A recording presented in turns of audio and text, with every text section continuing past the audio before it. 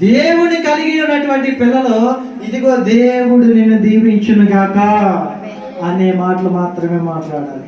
ఒకవేళ ఎదుటివాడు నిన్ను తిడుతున్నాడా, దేవుడే చూసుకుంటాడు గాక అని నువ్వు పలకాలి. దేవుడికి అప్పగించాలి. నువ్వు ఎవరినైనా ఏమైనా చేయాలనుకున్నప్పుడు దేవుడికి అప్పగించావనుకోండి, దేవుడే తీర్పు తీరుస్తాడు వాడికి. అంతే తప్ప ఒకవేళ వారికి లాగా మనం కూడా తిడుతూ ఉన్నాం అనుకోండి, అప్పుడు దేవుడు నమ్ముకోలేని వాళ్ళకి మనకి సంబంధం ఏముంది? దేవుడు నమ్ముకున్న వారు ప్రేమ కలిగి ఉండాలి. దేవుడు నమ్ముకున్న వారు చాలా జాగ్రత్తగా మాట్లాడాలి. దేవుడు నమ్ముకొని ఉన్నవారు ఎలా మాట్లాడాలంటే ప్రేమ కలిగి మాట్లాడాలి, సమాధానంతో మాట్లాడాలి, శాంతికరంగా మాట్లాడాలి. మనము ఎప్పుడు ఎలా ఉండాలి అంటే కనుక మన ప్రవర్తన దేవుడికి మాదిరిగా ఉండాలి.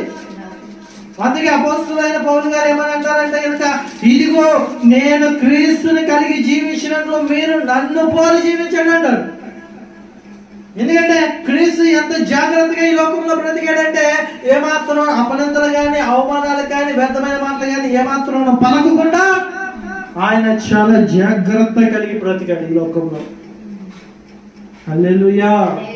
కాబట్టి మనం ఏం మాట్లాడుతున్నాం అనేది చాలా జాగ్రత్తగా గమనించుకోవాలి. ఇది మొదటి విషయం. ఇంకేం చెప్తున్నా